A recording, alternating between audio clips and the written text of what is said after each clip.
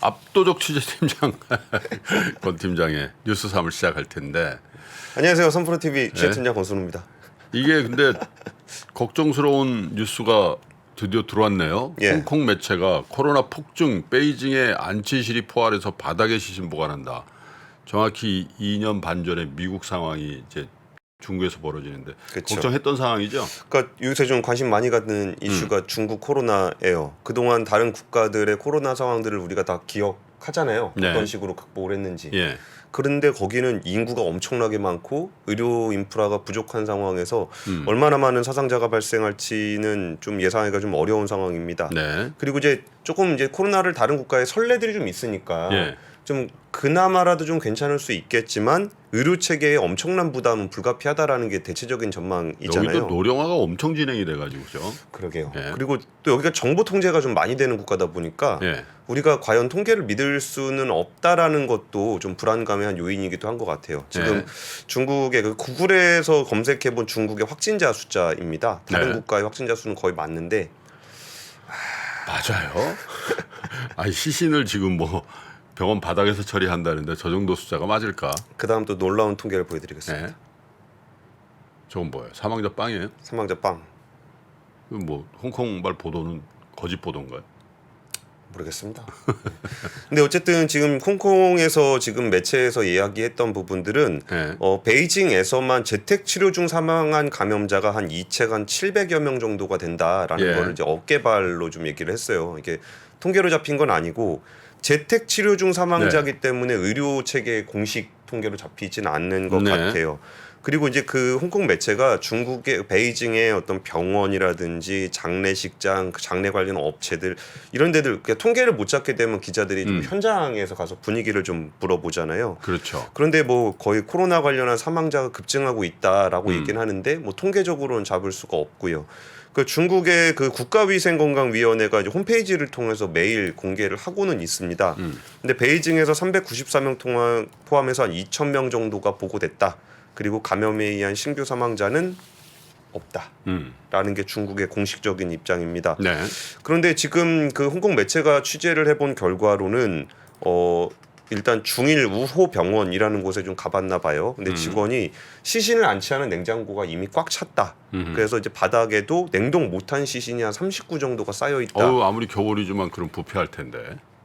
뭐 방법이 없는 거죠. 네. 그냥 있는데 냉동 창고는 없으니까 지금 냉동 컨테이너 박스를 사서 이것도 참 상상하고 싶지 않은 장면인데요. 그 냉동 컨테이너 박스 한 개에 한 2, 39의 시신을 말은 보관하고 있다라는 표현인데 근데 그게 2년 반 전에 미국의 맨하탄에서 있었던 일이잖아요. 그 그쵸. 시립병원에 저희가 그 시립병원의 그 간호사를 직접 인터뷰를 했잖아요.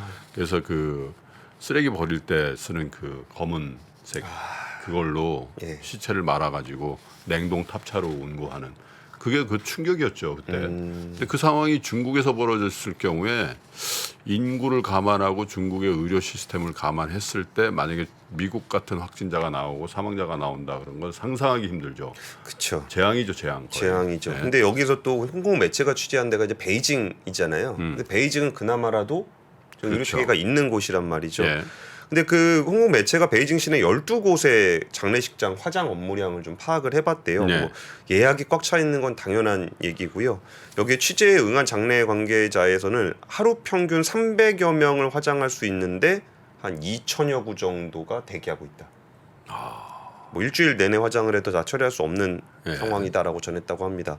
일단 중국에서도 좀 해열제 무료 보급에 나서는데 총력전을 벌이고 있어요. 그러니까 중국 정부가 사실 이 상황에 대해서 저희는 이제 어떤 뭐 비판이라든지 이런 시각으로 접근하고 싶진 않아요. 이게 코로나19를 언제까지나 이렇게 제로 코로나로 갈 수는 없는 상황이었기 때문에 지금 상황을 그냥 그대로 드라이하게만 보도를 좀 드리고 싶은 예. 건데요. 일단 차오양 병원은 체육관에다 2차 진료소를 열어서 발열 환자를 진료를 하고 있고요. 또 저희가 그 이전에 그 PCR 검사하는 곳 정말 많았었잖아요, 중국에. 네. 여기를 다 진료소로 전환을 또 했다고 합니다. 음. 그리고 뭐 해열제 같은 경우는 지금 무료로 지금 다 보급을 하고 있는데 그것도 좀 동일한 상황이고 좀 사재기를 막기 위해서 신분증 확인하고 1인당 한 20정씩 한정 판매하고 있다고 합니다.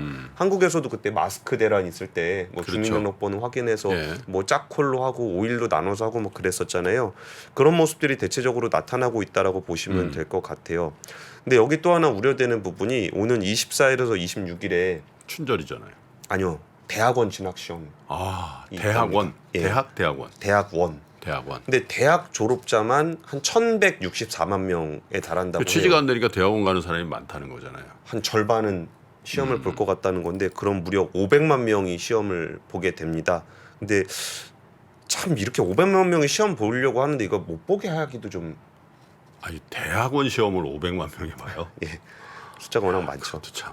그래갖고 일단은 감염자와 비감염자를 분리해서 시험을 치르겠다고 하는데요. 예. 이게 또 이게 명확하게 구분은 또 안 되잖아요. 그러다 보니까 이 부분에 대해서도 좀 우려가 좀 섞인 얘기들이 나오고 있습니다. 근데 이 부분은 정말 인도적인 측면에서 보나 우리가 경제적인 측면에서 네. 보나 지금 좀 중국이 코로나를 잘 극복하기를 좀 기원하는 마음으로 내용을 전합니다. 그러니까 이게 그냥 경제 뉴스에 다루곤 있습니다만은 경제를 넘어서는 문제긴 하죠. 중국 대륙에 14억이나 되는 저 인구가 정말 이 감염병에 완벽하게 노출이 됐을 때 벌어질 수 있는 일이 어떤 건지 그건 사실 지금까지 2년, 3년 가까이 했던 이 코로나의 새로운 어떤 양상이 나올 수도 있다는 측면에서 예. 그죠?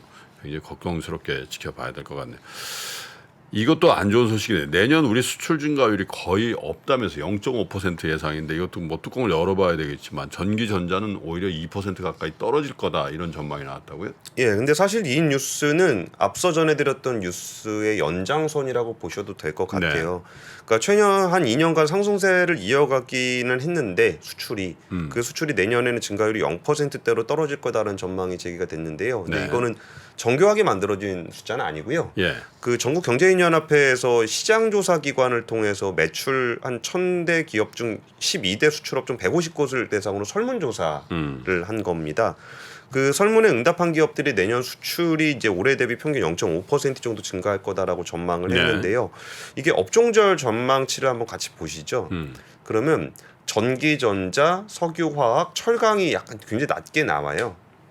여기가 주로 수출되는 곳이 중국이거든요. 그렇군요. 여기가 이제 반도체 관련한 거고 이게 석유화학 제품들, 철강은 이제 보통 그 중국의 수출 비중이 높은 품목이고 자동차라든지 선박이라든지 이거는 중국 수출 비중이 다소 낮은 편입니다. 네. 그러다 보니까 여기는 조금 다소 높게 나오는 측면이 좀 있는 것 같아요. 그래서 중국의 코로나 상황이 어떻게 진행이 되느냐에 따라서 이 부분이 좀 달라질 수 있겠죠. 전기전자, 석유화학, 철강 같은 부분이요. 그 바이오헬스 같은 경우는 지역적인 성격을 좀 덜 띠기 때문에 여기는 다소 좀 괜찮은 측에 뭐 절대 금액으로 뭐 예를 들면 전기전자, 석유화학 제품 이런 거에 비하면 굉장히 작은 거니까. 그렇게 높지 않습니다. 네. 우리나라 수출에서 차지하는 비중이 바이오헬스가 높진 않은데, 근데 이 부분을 가지고 이렇게 혹시라도 투자 아이디어로 생각하신다면은 네. 이 전망치가 달라지는 상황들이 없다면 예. 이대로 전망대로 된다면은 바이오헬스 쪽 투자는 괜찮을 수도 있겠죠. 근데 바이오헬스 투자는 다들 아시다시피 개별 회사별로 차이가 굉장히 많이 납니다. 그래서 어떤 자기가 투자하는 회사의 개별 회사가 어디에다 수출을 얼마나 하고 있는지 정도를 좀 파악을 하셔야 될 것 같고요. 네. 이유를 살펴보니까 일단 원자재 가격이 많이 올라가서 수출 경쟁력이 악화가 됐다. 그리고 주요 수출국의 경기가 부진하다. 이게 주요 수출국의 경기가 부진하다는 거의 대표적인 나라가 중국이잖아요. 그렇죠. 그러다 보니까 아까 전기전자, 석유화학, 철강 같은 경우에 이게 중국 영향을 좀 많이 받은 것으로 보는 것이 좋을 것 같습니다. 네. 그리고 경총도 설문조사를 진행을 했는데 이것도 뭐 기업에 대한 설문조사입니다. 내년도 경영 계획을 수립하기로 했던 기업의 90%가 현상 유지나 긴축이다.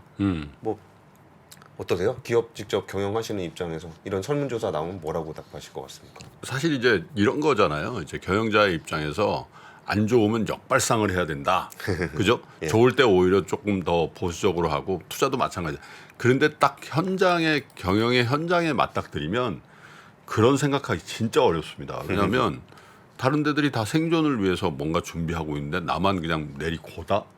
그랬을 때 만약에 이게 핀트가 안 맞았을 때 그 경영 책임 내가 다 져야 될 텐데 예. 이런 생각할 거라고요. 예. 특히 최고 경영자들이라는 게 뭐 어쨌든 주주로부터 재심인도 받아야 되고 그런데 치명적인 실수를 하지 않아야 된다는 생각들을 많이 하게 되는 것 같아요. 예. 근데 그러면 야 이렇게 어렵다는데 나 혼자 좀 다른 길을 갔다가 이게 안 맞아버리면 그 책임 내가 다 져야 될 텐데라는 생각을 이제 하는 순간 간부회의라든지 중역회의 이런 거 할 때 아유 좀 긴축 좀 하시고요. 올해는 우리 생존입니다. 생존. 이런 얘기 하면 이제 계열사 사장이라든지 뭐 임원들이 또 회의할 거 아니에요. 예, 예. 야, 그 저 투자하는 거 그거 일단 좀 스톱하고 그 다음에 올해는 좀 버티기다 버티기. 그리고 필요 없는 거품 같은 거 좀 제거하고 이런 분위기 쭉 가면 이제 줄어들죠 매출이. 근데 보통은 사장님들은 예. 위기는 기회다. 그렇게 항상 생각을 힘들다. 하죠. 슬로건은. 허리띠를 졸라매고 우리 최선을 다해 열심히 해라. 그러면서 네 월급은 못 올려준다. 뭐 그런 얘기들을 주로 하시면서 대회에서 설문조사가 오면 아유 위기죠. 이렇게 되지 않습니까? 뭐 그렇긴 한데 이게 뭐 집단지성이라는 게 작용하기 때문에 예. 그런 게 또 추세로 이루면 그 사람들끼리 또 모여요. 그 최고 경영자들끼리 그쵸. 뭐 모임도 있고 하잖아요. 예, 예. 그럼 어쩔 수가 없어요. 야 나만 지금 뭐 장사 좀 된다고 그럴 수 있나 이런 생각 하기. 그리고서 사실 이런 얘기들의 설문조사가 경제단체 쪽에서 나오는 이유는 최근 그 법인세 그 감면 법안이 좀 있기 때문이기도 해요. 네. 그래서 법인세 감면하는 것들에 대한 좀 압박을 하는 것 같은데 이게 사실 법인세법 감면하는 이제 기업에서 관심이 많는 거고 이제 우리가 관심 갖는 부분은 금투세. 네. 근데 금투세 관련해서는 2년 유예 가능성은 매우 높은 거. 대충 그 부분에 대한 합의는 있는 것 같고 나머지 때문에 지금 좀 표류하고 있는 상황이죠. 그러니까 정치 협상이라는 게 원 포인트로 하는 게 아니라 이제 다른 것들이 좀 얽혀 있다 보니까 금투세 관련해서는 이제 사실 금투세는 결론이 났는데 다른 부분들에 대한 협상 때문에 법인세더군요. 지금 법인세. 그렇죠. 1%만 하자 이것 때문에. 예. 그래서 주호영 원내대표가 했던 얘기가 그 민주당도 유예의 필요성에 충분히 공감하고 있어서 금투세가 유예되지 않는 상황은 예상하지 않는다. 그렇죠. 그러니까 뭐 다른 문제는 없을 거다라고 얘기를 하고 있는 게 있고 예. 지금 이거에 대해서 제일 또 걱정하는 데가 이게 그 개인도 걱정이지만 증권사들이 증권사들이죠. 이게 전산 시스템 만들어 놔야 되잖아요. 네. 그래가지고 기재부에서 이게 슬쩍 얘기를 한 것 같아요. 음. 아 이게 금투세는 유예될 거니까 전산 준비하실 때는 감안해라. 감안해서 하셔라. 근데 사실 이 문제는 정부가 결정하는 게 아니라 국회가 결정할 문제라 정부가 나서기 쉽지 않은 상황이거든요. 그렇죠. 근데 이제 당장 전산 시스템을 만들어야 되는 증권사들한테는 던지시 분위기 전달을 한 것으로. 금융투자협회 회장 지금 선출 중이더군요. 지금 예. 캠페인 중이거든요. 선거하잖아요. 예. 그래서 많은 분들이 나왔는데 이제 그분들마저도 이제 이 금투세에 대한 입장이 좀 선명하게 나오는 상황인 것 같더라고요. 참 그 이런 세금 문제가 금융투자협회 회장 선거의 아젠다가 될 정도로 이 그러니까요. 개인 투자자들의 목소리가 자본시장에서 굉장히 크게 반영이 되고 있다라는 네. 것의 방증인 것 같기도 해요. 예. 이게 금융투자협회라는 건 사실 업계를 대변하는 협회잖아요. 근데 이제 개인 투자자들의 목소리를 대변해야 될 정도로 뭔가 좀 우리의 목소리가 좀 높아진 것 어쩌면 같습니다. 당연한 일이 너무 늦어진 거죠, 사실은. 과도화돼 있던 게 이제 개인 투자자들을 의견을 반영하는 그 시스템으로 대강산업 같은 것만 하더라도 예. 번복을 했잖아요, 그죠? 아유 그전 같았으면 귀등으로도 안 말도 들었을 안 거예요. 되는 얘기죠. 예. 그래서 제2의 남양유업 된다 기사 몇 번 나가고 그러니까 다시 번복을 하고 했는데 주가는 그렇게 움직이지도 않더군요, 근데 별로. 참 무거운 주식은 무거운 주식인 네. 것 같아요. 또 개인 그 워낙 대주주 비중이 높아가지고 뭐 사실 그렇게 근데 그럼에도 불구하고 그러니까 개인의 목소리가 크게 들리지 않는 종목임에도 불구하고 그런 부분이 반영된 거는 꽤 유의미했던 변화인 것 같아요. 그래서 그 지배구조 연구하시는 분들하고 얘기해 보면은 네. 한국 자본시장 많이 변했다 그런 얘기들 많이 하시죠. 아유, 근데 갈 길 멉니다 아직도. 그렇죠. 네. 예. 보시면 이제 여기 다이어리가 떡상내려. 다이어리가 들어 있습니다. 작년에 다이어리를 출시해 여러분과 함께 모은 다이어리 판매금을 청소년의 자립을 지원하는 데 전액 기부했었는데요. 올해도 2023년 다이어리와 함께 따뜻한 연말을 만들어 보려 합니다. 3프로TV 다이어리와 2023년의 시작을 이웃과 함께 나눠보시기 바랍니다. 자세한 구매 방법은 영상 하단 댓글을 확인해 주십시오.